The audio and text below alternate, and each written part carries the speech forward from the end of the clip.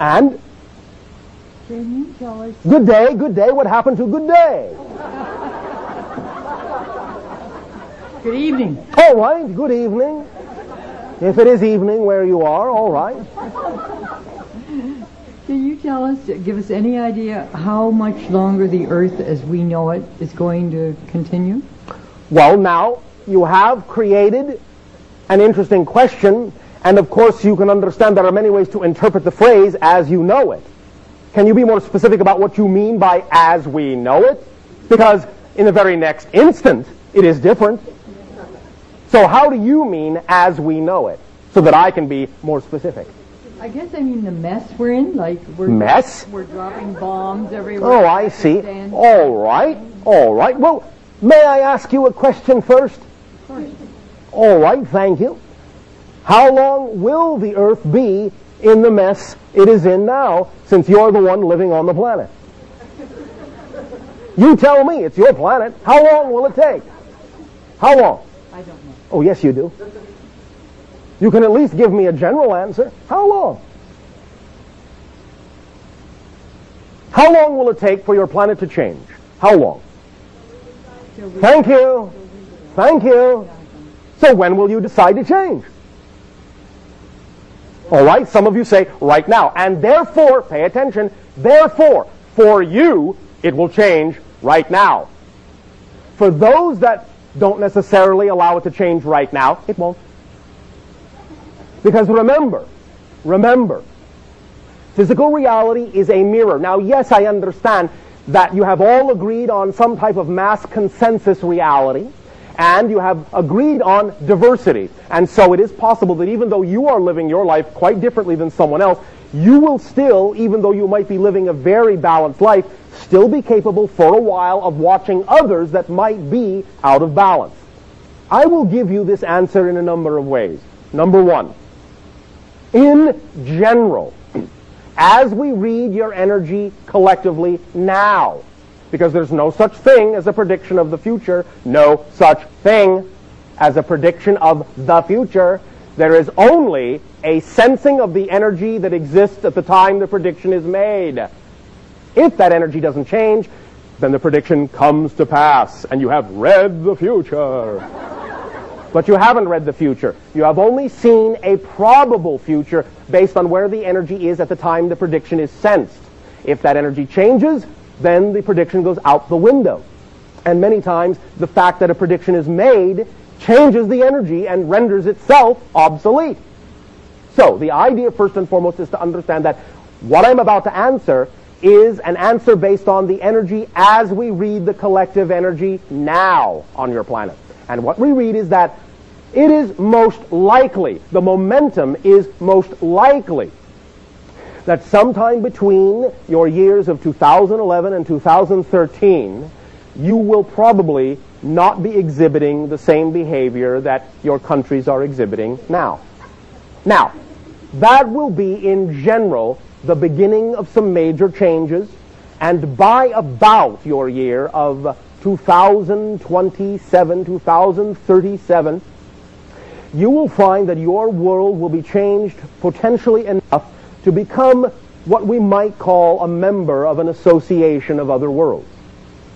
So, the idea, however, is that before that, of course, there will be other shifts, other thresholds to cross, and it will all be determined on how willing any single individual on your planet is to change and live as the person they want to be, as if they're already living in the world they want to live in. Because by example, will you allow others the opportunity to see in your behavior how they can behave too. Not that you have to force them, because you can't, but by living the way you want to live, by being who you really are, then you know you're doing everything you can to help others choose to do that too, because they see by you a living example of how they can live their joy as well. And so the more of you that begin to do that, you build a momentum, you cross the threshold, and you allow your world more opportunity to choose what it says it prefers.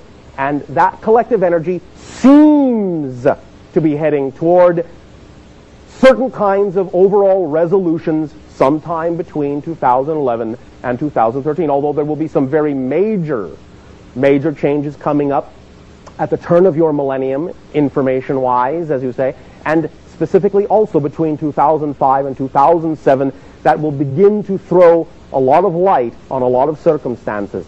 But it takes a great deal of willingness to be responsible for the choices that you make and the consequences you create. Does that make some sense? Yes, thank you. Does that help you? Yes. Is that sufficient? That is. Thank you. Thank you.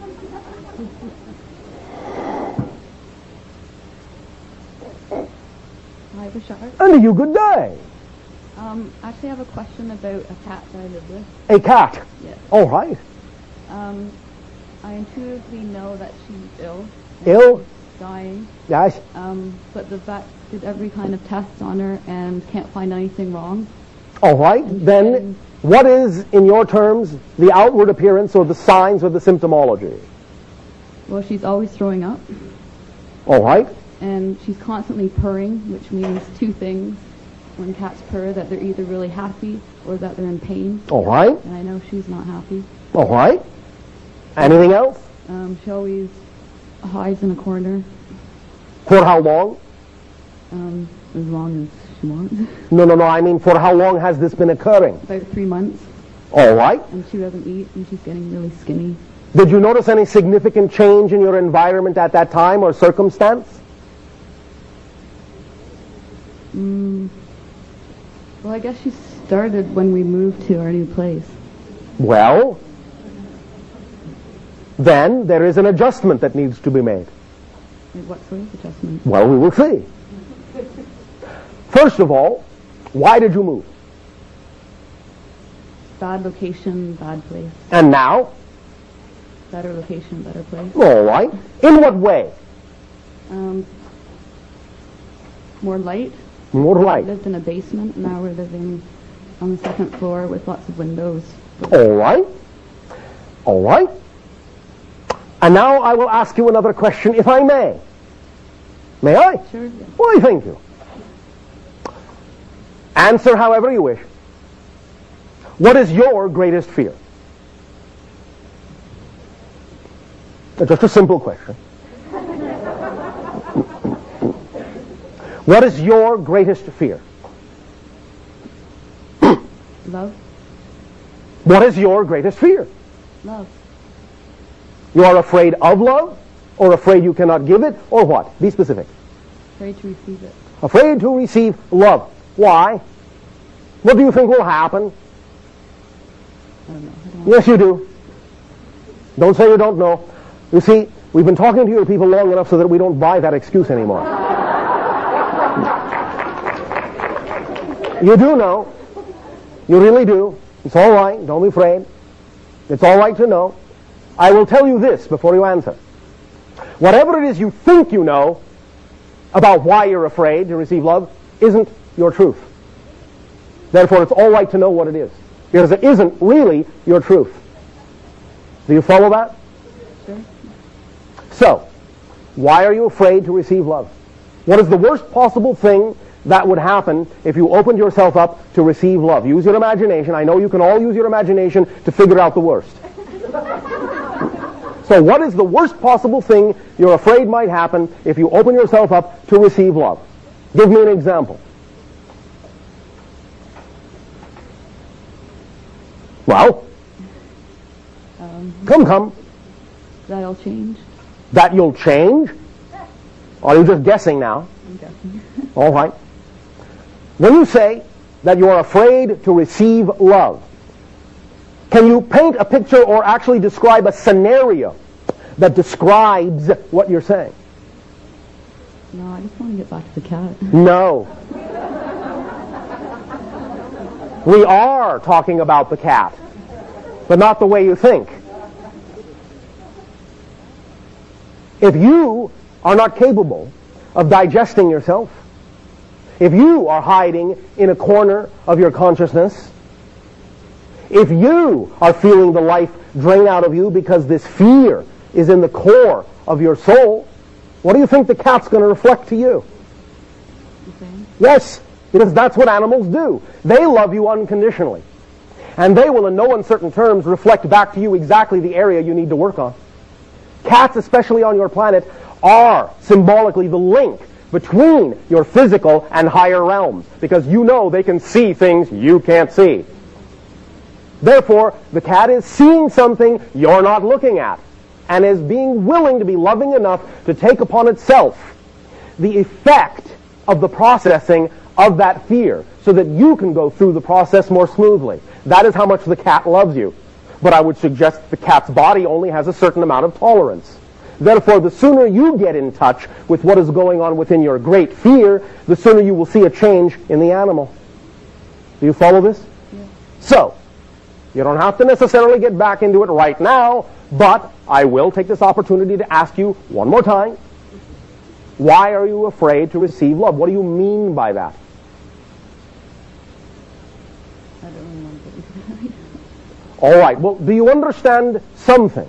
And that something is, you are loved by the universe unconditionally. Do you understand that much? Mm-hmm. Then start there and allow yourself to look at it perhaps this way. And this is not a chastisement, and it is not a judgment. But it is an exercise that can give you an opportunity to change your mind about how you feel about this relationship with yourself in receiving love. And that is this. If you really do know that you are loved unconditionally by the universe, by the infinite, by the creator, by whatever you wish to call it, doesn't matter, then why would you throw that gift back in its face by not loving yourself? You follow me? Yes. You see the logic there? Mm-hmm. In fact, and again, I do not mean this as a chastisement or a judgment. Please don't take it that way. In fact, when most of you talk about having the experience of being afraid to receive love, not loving yourself enough, not being worthy of love, and so forth, and any variation of this theme, it sounds to you like you're being some form of humble. In fact, this is the most arrogant thing you can do. This is sheer arrogance, because if you know that the universe is unconditionally loving and that everything in the universe is worthy of the unconditional love of creation except you, then you are exalting yourself as so different and so special that only you are not worthy of the unconditional love and support of all that is. That's an arrogant stance, not one of humility. So to not allow love in your life, to be afraid of receiving love, is to disavow yourself as a creation, and to disavow that creation knew what it was doing when it created you. You're saying, I'm a mistake. I'm a pointless creation. I do not deserve this unconditional love. I refuse to receive it because I don't belong here. So your creation is flawed by my existence. That's what you're saying to the infinite. Now, the infinite doesn't care, because the infinite loves you so unconditionally, it will actually allow you to think you're not loved. That's how much love it gives you. It supports you so totally, it will allow you to believe you are totally unsupported, because that's what you say you want. Therefore, it will allow you to feel that. But anytime you are willing to realize that your ability to believe that you are incapable of receiving love, that your ability to experience that comes from the fact that you are unconditionally supported and loved, then all of a sudden perhaps you will be tired of that game and start allowing it to be all right to feel the love that comes from the infinite and start loving yourself and receiving love. Does that make sense?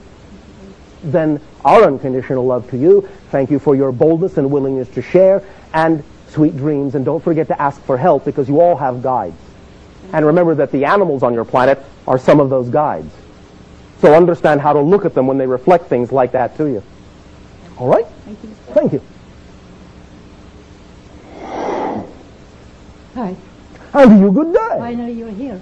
Well, I'm not there, but I understand what you are saying. A very good friend of mine introduced to you years back, and when I heard Gerald explaining how he realized that he made this agreement to achieve something click inside of him. All right. started to tickle. Tickle. I checked it out. Yes, all right. I have several people who were trans-channeling, and when they described the process, it seemed like so much work. Oh, well, not if you understand that it is part of the process of your joy. It does, in a sense, shall we say, put you through changes, yes. It does give you challenges, yes.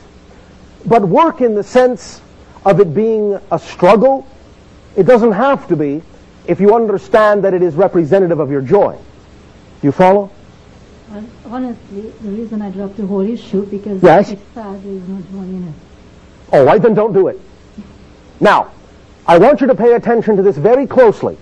This is how you make the assessment. This is how you double-check yourself. If something does not contain what you believe to be a representation of your highest joy, do this simple exercise. Number one, ask yourself, is it just my definitions? Is it just my beliefs that is preventing me from seeing that it could be representative of my joy? Or is it truly, honestly, not representative of my truth and my joy? You have to make the honest assessment as to which one it is. If you know that it is really not representative of your joy, I would strongly advise you not to do it that way. I would strongly advise you then to follow whatever is your highest joy at any given moment. But again, at the same time, always take an opportunity, because you don't always know what's going on in different areas of your consciousness, to make sure that it doesn't seem exciting only because you may be attaching a label or a meaning to it that makes it seem as if it's more work and less joy than it could be. So always make sure it's not your labels coloring it, and when you have done that, then if it's truly still not representative of your excitement, I would suggest you do whatever is. Because whatever is your purpose and your mission in life. At any moment, whatever excites you the most is the vibration, like a compass needle, of your true self pointing true north. That's what that sensation tells you. The thing that contains the highest amount of joy is the thing you need to take action on, because that thing contains the energy that is most naturally, truly, unerringly, effortlessly you, the real you, at the heart, at the core. So act on it. And in the next moment, act on the next most exciting thing that you can, and the next moment, the next most exciting thing. Whether they appear connected on the surface or not is not the issue. Whether they appear to get you where you think you're supposed to go is not the issue. Follow the thread of excitement, not the way things appear. The excitement is the unerring thread that leads you to yourself and more excitement. So if it doesn't really excite you, I would suggest you do something else that does. Does that make sense? It does. I would rephrase it a little bit. I'm a Reiki therapist. I'm channeling the energy itself. Yes. And I'm counseling people, and I've been a great help to them. I understand that. Now, is this agreement is still being fulfilled as I thought? Are you doing it in a manner that allows you to feel you are doing what excites you the most or not? Absolutely. It is the most exciting thing you can imagine doing? Yes. Are you doing it in the most exciting way you can imagine doing it, or could you be doing it in a more exciting way? I'd like to do it more. Would you like to do it in a more exciting way? Yes. Then do so. Trust your imagination. That's the point. Even if you are doing something you deem to be exciting, always make sure you're really doing it in the most exciting way you could be doing it, because you don't necessarily have to follow the way someone else says it's supposed to be. Mm-hmm. You can use your imagination to make sure that you're doing it your way, and that's the whole point. I hear you. Does that make sense? Yes. Does that help you? Yes. All right. I have another question. Yes. It is about you. Oh, all right, about us. Could you tell us how your beings are related to each other, how we understand relationships are? And I'm aware that it's a little bit different that we are experiencing in this reality. Guys, well, our entire civilization of approximately 230 million beings considers all of us to be in one marriage. Do you understand? Yes. We are all members of one family. Do you understand? Yes. Now, yes, of course, there are specific, in a sense, families, but The children are the children of all. The adults are the parents of all children. We are telepathically united. We interact spontaneously according to our highest joys, knowing that we will be exactly where we need to be, when we need to be there, interacting with whom exactly we need to interact, when we need to interact with them, without any planning whatsoever. And we trust the flow of our reality to that degree. So we are in one large, ongoing, spontaneous, interactive relationship with each other all the time, supporting the infinite diversity of every individual, and by supporting the infinite diversity of every individual, forming the strongest possible holistic union possible. You follow? Yes. Did that answer your question? Do you choose at times to spend more time with certain individuals than others? Yes, but again, that happens spontaneously. It's not like we have to think about it. When we find our synchronicity allowing that to come about, then we simply recognize that that's what's happening. We don't necessarily know it before the fact, but as we're in the event and as the event continues and as it passes, then we might be able to look back and say, well, I guess I've spent more time with you than anyone else. So I guess that's the way it was supposed to be, because we trust our reality. You follow? Yes. Does that answer your question? Yes. Thank you. Just a brief question. Oh, brief. All right, brief. This seems I to be dividing understand- and multiplying, yes? I could say I speak for many of us. All as right. I understand that we would like to see you more here in Toronto, and as there is not a possibility.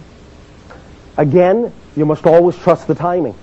Everything has its own purpose, its own timing, its own reason. And therefore you must understand that whatever it is going on is exactly what needs to be going on, and your relationship to it is exactly what it needs to be for you to get what you need. No more, no less. So trust the timing and take it as a sign that if things change, that means new things are coming up. How exciting. You follow? Yes. Don't hang on to the past. Trust and make a friend of change. Make a friend of the unknown, because change is the fourth law. And there are only 4 laws in creation. I'll give them to you now. Number 1, you exist. Can't do much about that. Now, when I say laws, I mean laws that cannot be broken. That's what a law is. I don't mean the laws that your people create or people on other planets might create that are simply societal laws for the purpose of getting along on a societal level, because they can be broken and obviously often are. I do not even mean what you call sometimes the laws of physics, because sometimes some of those laws are only conditional to certain universal realms and don't apply on every dimensional level. There are only 4 true laws in creation, and they are true laws because they cannot be broken. You can try. You will not be able to break them. They cannot be broken. Number 1, you exist. And that means in some form or other, you always have and you always will. That which exists only has one quality: isness. It cannot become non-isness. Non-existence is already filled up with all the things that will never exist. There's no room in non-existence for that which exists. It's like 2 sides of the same coin. You have to have both polarities in order to have a coin. The face of the coin will never become the tail will never become the face. You have to have both, and they must simultaneously be there in order to have the coin at all. So that which is already the face of the coin, isness, will always be isness. That will never change. It's constant forever and ever. Law number 2. The one is the all. The all are the one. All the parts together form the one. The one created all the parts from itself, because there is no outside beyond the one. The one is all things, and every part is the one expressing itself as a part of the one. It's all the same thing, but the parts in the one express the totality of creation in different polarized ways. Law number 3. What you put out is what you get back. We talked about the idea of reality being a mirror. That's all it means. Whatever frequency you're on, whatever you give off, is what gets reflected back. Plain and simple. Law number 4. Everything changes except the first 3 laws. Change is the only constant. Everything changes except the first 3 laws. Now understand that what that means is the 4th law changes. And because the 4th law is about everything changing, then when change becomes its own opposite, what does that mean? It becomes non-changingness, and that creates the first 3 unchanging laws. So the 4th law creates the first 3 create the 4th. It is a self-fulfilling, self-created, spiraling loop. That is all there is. That's the only 4 laws that exist. Every experience you have on any dimensional level, anywhere, any when, anyhow, is the result of a combination of experiences of the principles of those 4 laws. That's it. No more, no less. So, make a friend of change. Make a friend of the unknown. Don't fear it, because only within change and only within the unknown will you ever discover the totality of who and what you are. So when things change, rejoice. Be excited, for you know you're about to discover more of your unexpected self. Get the point? Yeah. Thank you. It was nice meeting you. And you as well.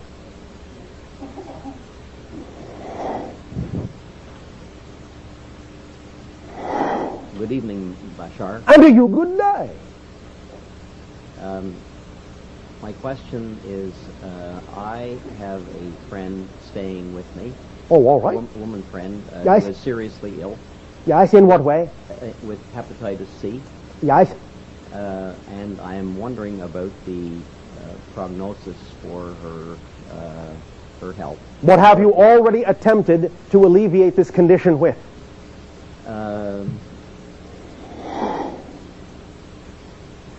And what kind of approaches have you taken?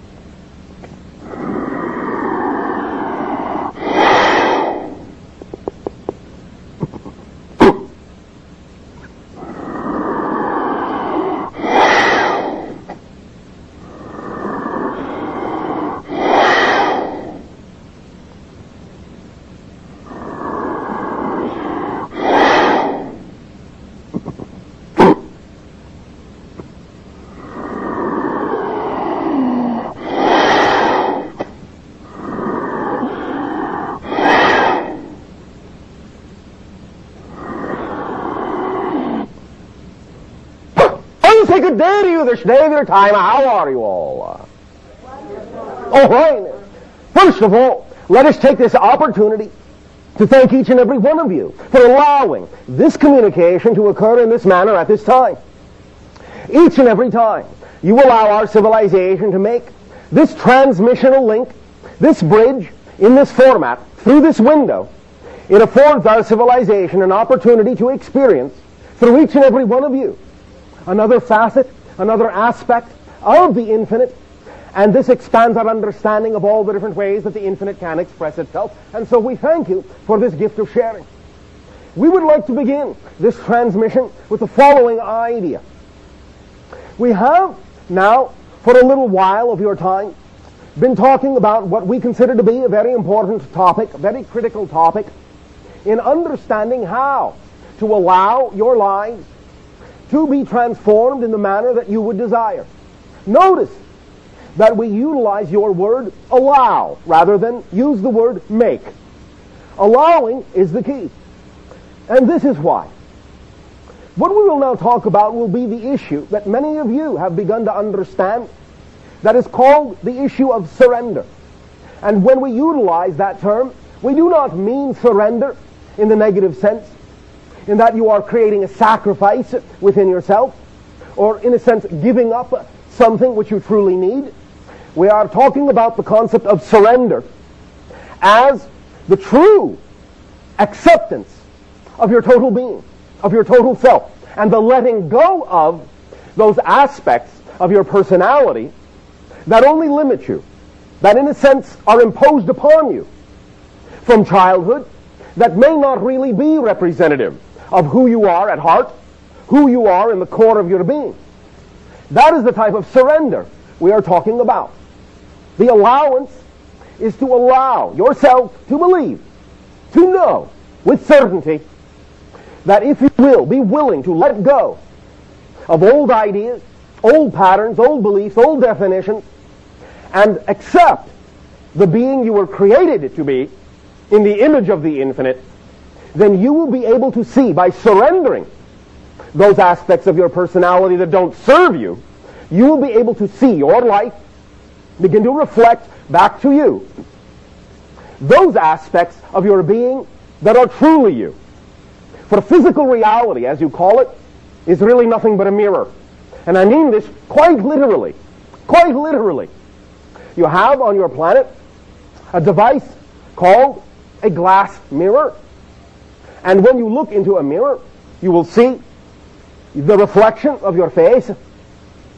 Now, if your reflection is wearing a frown, you do not reach out and force the reflection to smile, but you yourself choose to smile instead. Physical reality is exactly like this. If you see things in your life and they are not necessarily reflective of what you prefer, of what you know to be representative of your true self in your heart of hearts, your natural core true being, the idea is not to attempt to manipulate the outside reality reflection in order to bring things back into alignment, but that you must change yourself, within yourself, first, so that your physical reality, being the mirror that it is, can reflect that change back to you. So just as you know, you cannot manipulate the reflection in a glass mirror in order to see the face smile, but instead must smile first, so too you can be absolutely assured that you know that if you do smile, you will see the smile reflected by the mirror, for the mirror has no choice but to follow suit. And therefore you can be assured that if you change inside, if you change yourself, your physical reality has no choice but to reflect that back to you. It must follow suit, for it does not have a mind of its own. But we know that when you are brought up with ideas that can make you doubt yourself, then you can play all sorts of complicated games in your mind about whether or not your reality is going to reflect the truth. You can not be certain that it will reflect back to you who you are. You can pretend that it has the ability to do something contrary to what it is that you give off. But it can't. It really cannot. This is simple physics. We want you to understand that many of the things that we will be discussing this day of your time, the many principles that we will be sharing and discussing that have to do with your ability to change your lives in the way you prefer, will not just be left to the realm of philosophy. Oh, that sounds like a nice idea, but how does it work? Oh, that's all well and good to say that thing, all lovey-dovey, as you say, but what practical use is it? We will not leave it in that realm, but will allow you to understand that the tools, the concepts that we are sharing with you are truly concepts of physics, action, reaction. You will be able to see, by applying these principles, effects in your lives, physically, because we're not just talking about philosophical concepts. We are talking about physics, We are talking about the way reality is created. We are talking about the way life actually works in your physical dimension. So we know that this comprises a type of tool kit, and if you will keep the tools sharp and will apply them steadfastly, then you will see that they will do their job.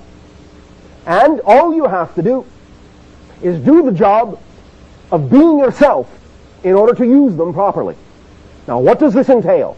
Well, first and foremost, a very important principle. Doing the job of being yourself, first and foremost, means this, that you must treat yourself with love and respect, that you must value yourself.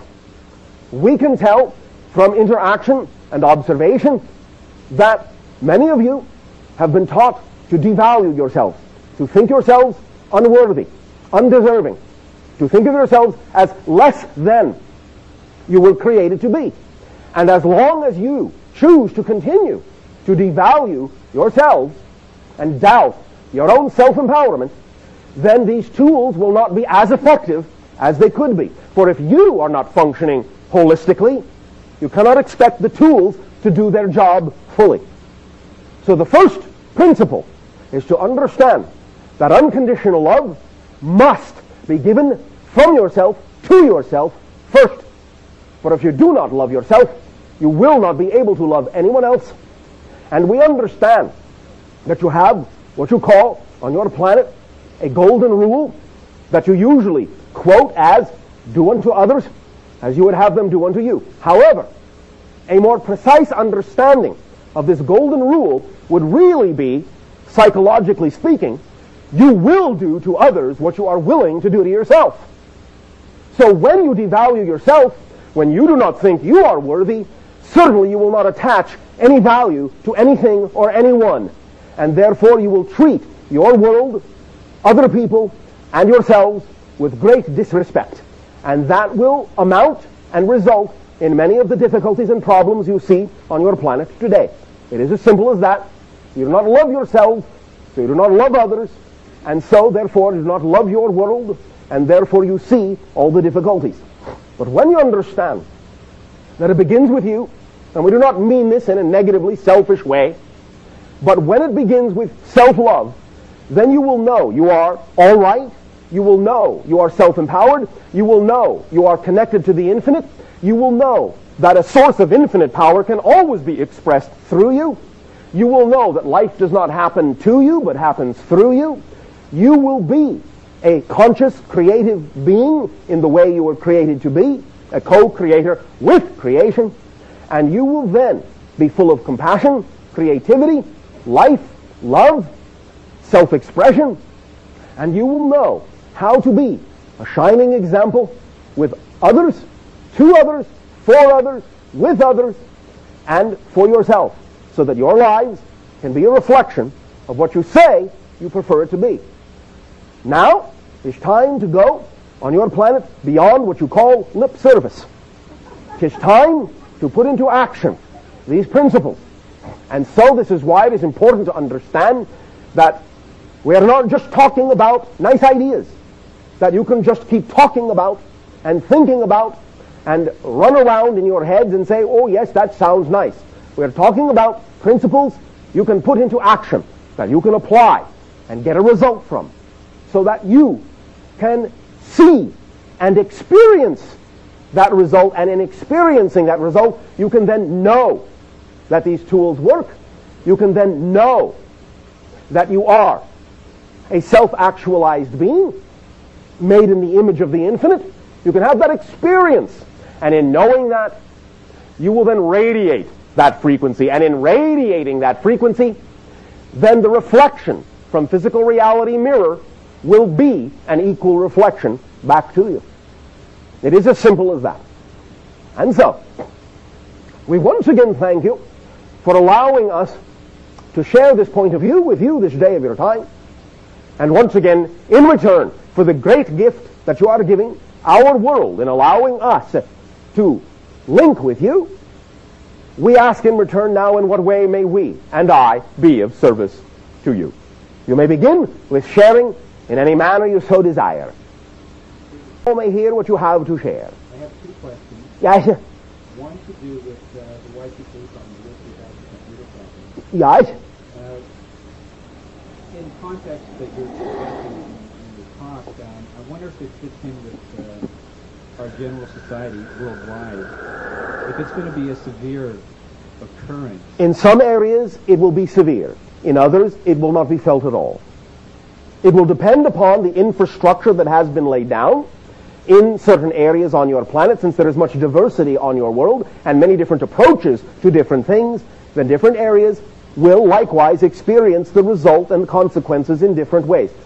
The basic thing to understand, however, is that when individuals begin to lay down other systems, alternate systems, new ideas, and put them into place, then it will not really matter if the old systems crumble or collapse, for new ones will be there, ready and willing to take their place and take up what you call the slack. Now, at the same time, sometimes what you would call a, break from the old paradigm may be a welcome thing, and give individuals a chance to rethink how they go about setting up certain systems to allow them in the future to become far more flexible, less rigid, which is a metaphor for how you need to really live your lives as well.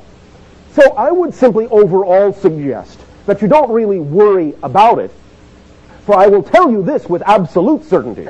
The more you worry about it being a problem, the more you magnetically will draw yourself into a circumstance where you will experience it as a problem. Instead, I would suggest that you allow yourself to treat it as an amazing opportunity to allow systems to shift and change very rapidly, and that you position yourself by your energy and your own certainty so that you will know that you will be where you need to be, when you need to be there, and that you will experience, no matter what anyone else has experienced, so that you personally will experience only a beneficial result from such a consequence instead of a negative one. Does that make sense to you?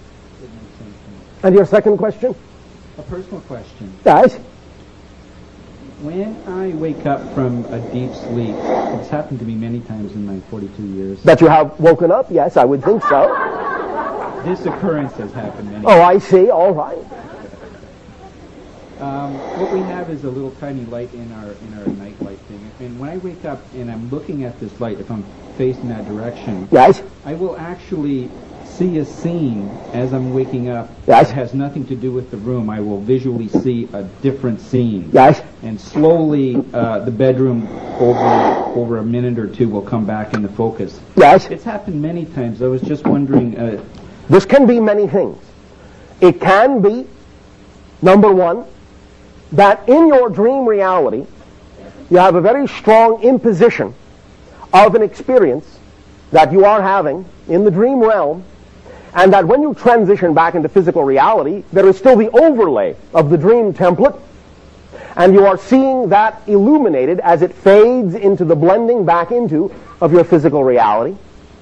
Number two, you can allow yourself to understand that sometimes, and this is almost the same thing, certain states, especially upon just going to sleep and just waking up, will allow there to be a moment or two in your terms of time where you actually are, for that moment, far more connected to multidimensional reality than you normally might be.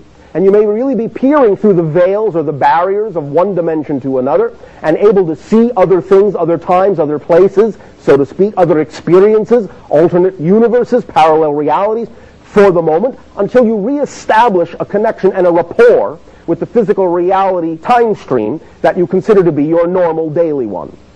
The idea here is to understand, of course, that all times and all dimensions, all are one. All are here, and in a sense, all are now. And sometimes in the proper state of mind, in the proper state of being, you can pierce the so-called veils that have been created by your consciousness that separates these things into different reality streams.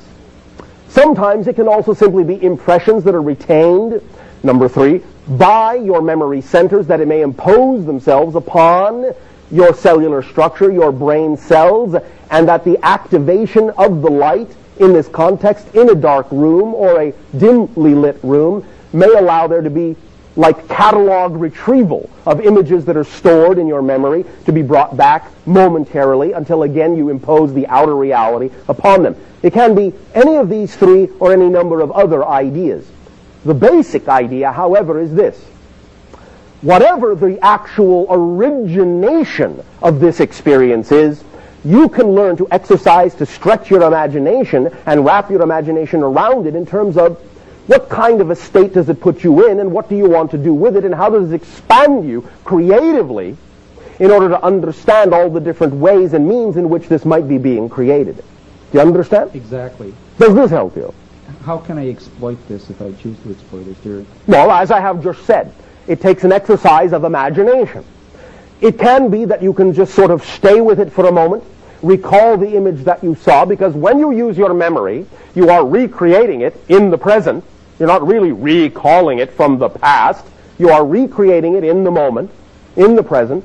And so if you wish to, you can recall the image as best as you can, explore it with your mind, with your imagination, see what it has to offer you. Sometimes it may be representative of a very literal scenario, but sometimes it may only be representative of what you would call a symbolic or metaphorical scenario. But nevertheless, no matter which one it is, it will still have meaning that you have imbued into it and that you can extract from it because they are symbols relevant to your mind, your consciousness. And so by playing around in it and exploring it in whatever way you wish to, as if you are, shall we say, perusing what you might call a video archive or a library or an image source or your internet, if you simply peruse through it, certain images will stand out here and there and draw your attention to them, and as they do, you will then feel in some senses or experience in some way the downloading of information. You will know what it means to you the longer that you stay with it, and you will absorb information that you can use in your day-to-day reality that you have given yourself from another level of consciousness. Does that make sense to you? Very much. Then have a good time and pleasant dreams.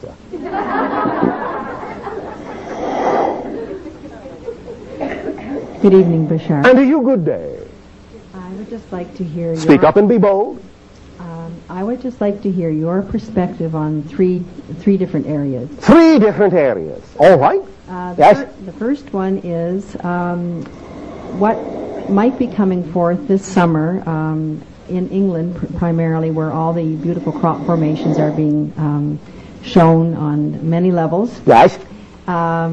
If you just might comment on what might be coming forth this summer that's different from the past 10, 12 years. So right now, first of all, of course, you understand that in that particular area of your planet, these formations have already begun. You understand? Oh, yes. All right. And of course, there are more and more of these formations around your planet now, every year. Not just in that area you call England. You understand? Yes. All right. In general, first of all, to lay a foundation, the thing to understand is this about what you call crop circles. They are a composite creation of collective consciousness from a variety of different levels and dimensions, including your own. And they are like unto dream communications from your higher consciousness to your physical consciousnesses. It is like symbols of a dream language. It is that your collective consciousness, that oversoul being that is all of you put together, is starting to talk to you in symbols, a language of dreams, a language of creation. You are speaking to yourselves and using these symbols to wake yourselves up on an individual basis. As more and more individuals become attracted to these formations, you will find yourself resonating with higher frequencies that are representative of your own higher consciousness and other dimensional consciousnesses to which you are connected. Other beings, spirits, guides, angelic realms, sometimes even extraterrestrials, are involved in helping co-create the images through energy manipulation. But what all of us are using to do that is the medium, or if you will, the canvas of your collective consciousness, and thus then the natural, growing, living things as the natural biological energy canvas in which these things can be imprinted. Now, in this, what you call your present upcoming summertime, you will find that there may be some directions that will have to do with creation of what you would call more grids. There may also be an inclusion of sevenfold geometry, and there may be that which you would recognize as more fractal expressions that will be geometric activation symbols. Because now is the time for acceleration and activity and application. So you will see some more of this.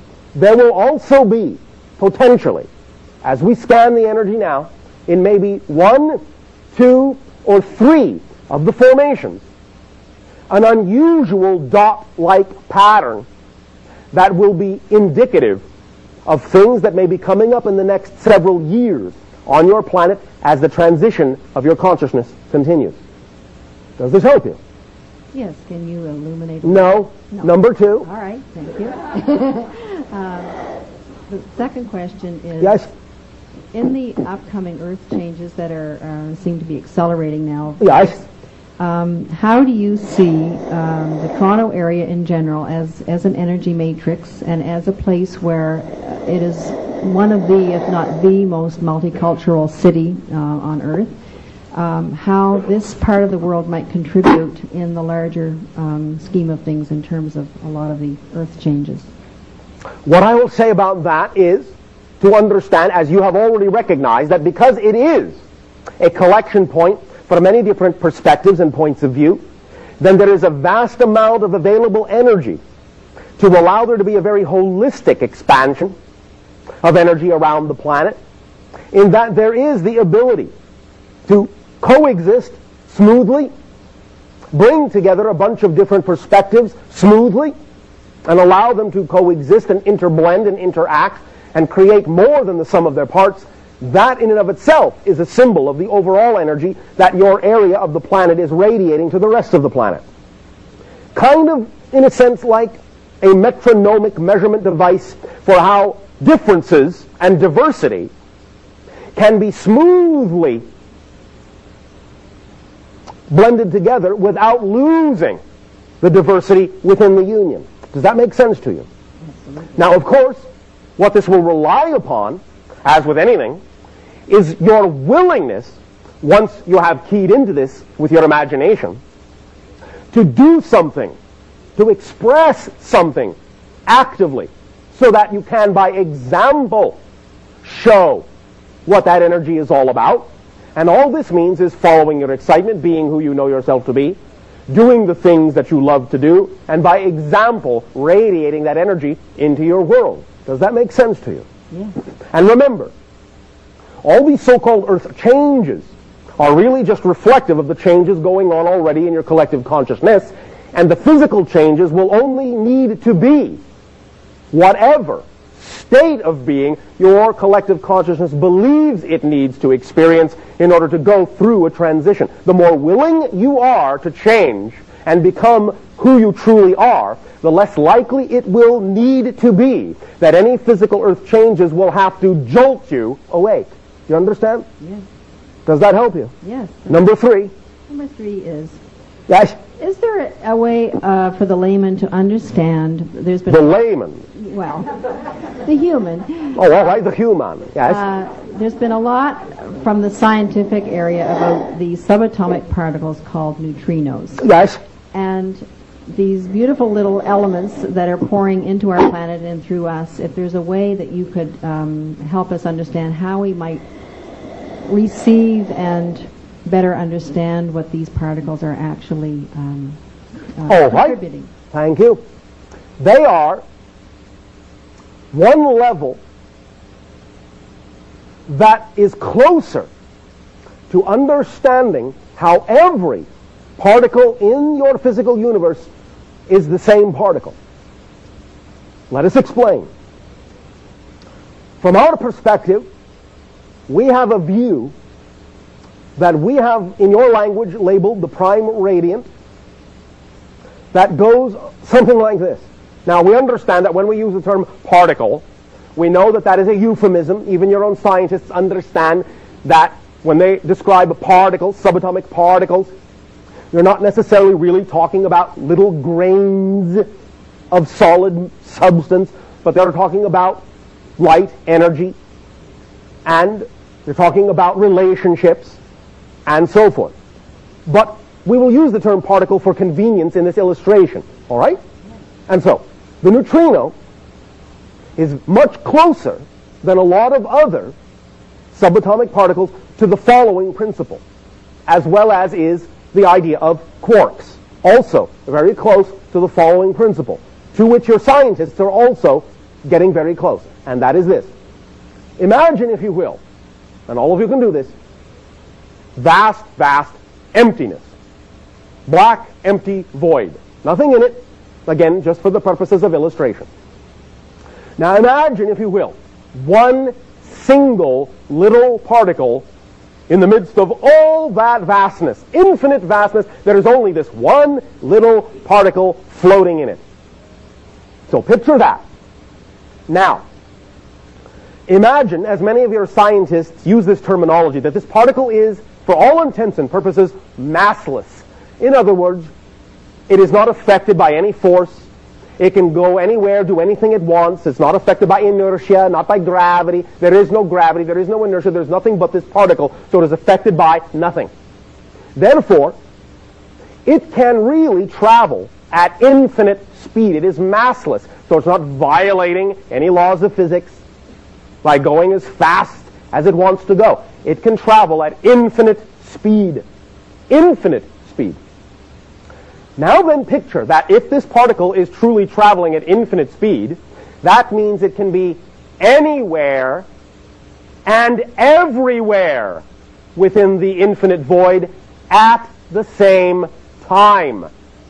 So what might appear to be billions and billions and billions of particles is actually only one particle zipping around so fast that it appears next to itself over and over and over and over and over and over again, making it appear as if there's more than one particle. That's the way it is.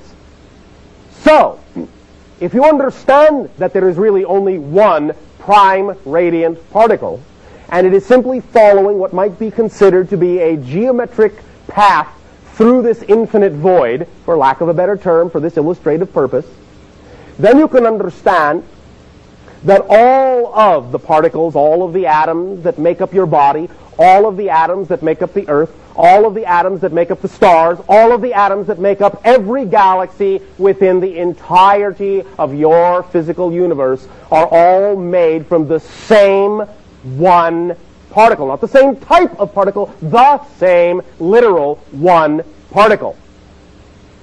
In the ultimate time-sharing program. Doing infinite double duty as everything there is to be. So understand the implications here. If it is all the same one particle, if the one particle that makes up what appears to be all the atoms of your body is the same particle that makes up the most distant galaxy you can perceive or imagine, then any time you make any kind of a change at all, you affect everything in creation. You alter the path of the particle by going from here to here with your little finger. You are actually impacting the farthest galaxy because you're changing the path of the same particle that makes up everything. That's how powerful you are. Does that give you a clue how to use the idea of neutrinos? Yes, thank you very much. Thank you.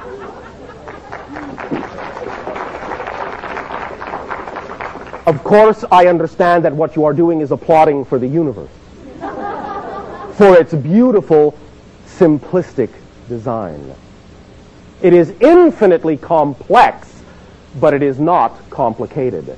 It is absolutely, perfectly simple, because there is only here and there is only now, and therefore there can only be one thing that occupies that here and now. So that one thing has to be everything there is to be. Simple as that. Beautiful. Thank you.